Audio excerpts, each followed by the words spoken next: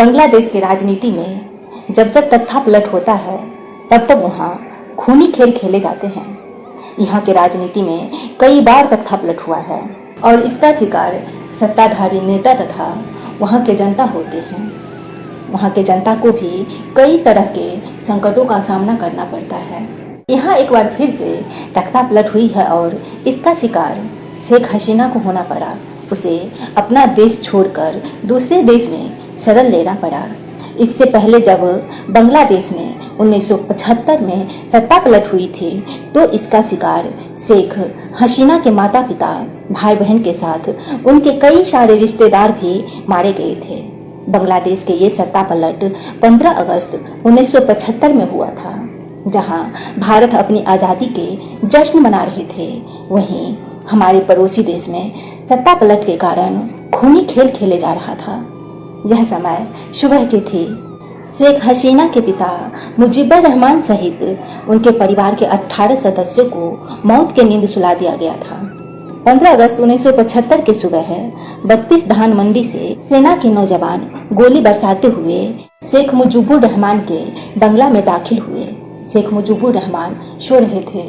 गोली की आवाज़ सुनकर जब वह कमरा से बाहर आते हैं तो देखते हैं कि उनके घर में गोलियों की बारिश हो रही है। अपने घर में सिपाहियों को गोली बरसाते देख उन्होंने जनरल सफीर अल्लाह को फोन लगाया। सफीर अल्लाह उन्हें घर से बाहर आने को कहा। शेख मुजीबुर रहमान घर से बाहर जब सीढ़ी से उतर रहे थे तभी एक गोली उनके सीने के आर पार हुआ और वह सीढ़ी से लुढ़कते हुए जमीन पे आ गिरे और फिर वहाँ मौत का तांडव शुरू हो जाते हैं। सबसे पहले उनकी पत्नी बेगम मुजीब को गोली मारते हैं, फिर उनके बड़े बेटे जमाल को गोली मारते हैं, फिर उसके बाद उनके दोनों बहुओं को गोली मारते हैं, फिर उनके सबसे छोटा बेटा उस समय मात्र 10 साल का था। वह बोलता ही रहा कि मैं तो राजनीति में नहीं हूँ, मुझे मत मारो, मुझे छोड़ दो, लेकिन उसे भी छोड़ा नहीं गया, उसे भी गोली से भून दिया गया। इस तरह शेख मुजीबुर रहमान के परिवार के 18 सदस्यों को मौत की नींद सुला दिया गया। बांग्लादेश के राष्ट्रपति के पूरे परिवार के मारे जाने के बाद सभी के मृतक शरीर को ट्रक में भरकर तागेबार ले जाया गया और राष्ट्रपति के बॉडी को दफना दिया गया और उनके परिवार के सारे सदस्यों को एक गड्ढा खोदकर उसमें सभी को एक ही साथ दफन कर दिया गया। बांग्लादेश के राष्ट्रपति शेख मुजीबुर रहमान के पूरे परिवार को मार डाला गया, लेकिन उनमें से उनके 2 बेटियां जो जिंदा बच गई कोई और नहीं, एक शेख हसीना और दूसरी उनकी छोटी बहन शेख रहीना बच गई।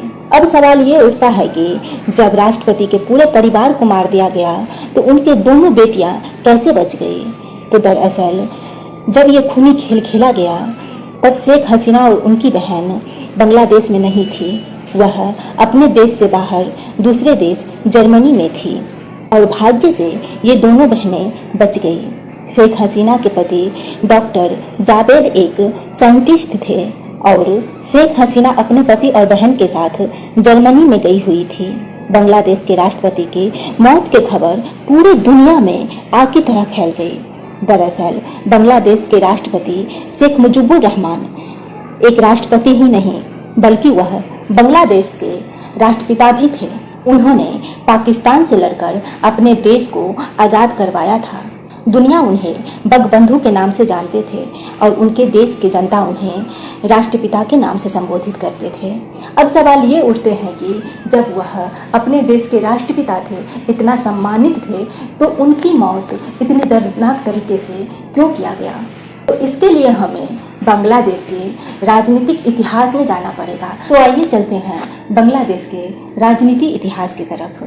दरअसल यह बात 26 मार्च 1971 की है, जब बंगबंधु नाम से मशहूर ईस्ट पाकिस्तान की पार्टी अवामी लीग के लीडर ने बांग्लादेश को पाकिस्तान से अलग और स्वतंत्र देश बनाने की घोषणा की। तब पाकिस्तान बांग्लादेश में कत्लेआम मचाने लगा। तब भारत ने बांग्लादेश का साथ दिया और पाकिस्तान से युद्ध कर पाकिस्तान को 2 गुट में बांट दिया गया और इस तरह पाकिस्तान का विभाजन हुआ और वह 2 देश बन गए, एक पाकिस्तान और दूसरा बांग्लादेश। लेकिन बांग्लादेश एक अलग देश होने के बावजूद भी यहाँ शांति नहीं थी। बांग्लादेश मुक्ति संग्राम में शेख मुजीबुर रहमान के साथ देने वाले कुछ लोगों को लगने लगा कि मुजीबुर रहमान उन्हें उनके हिस्से का क्रेडिट नहीं दे रहे हैं और वह भ्रष्टाचार कर रहे हैं।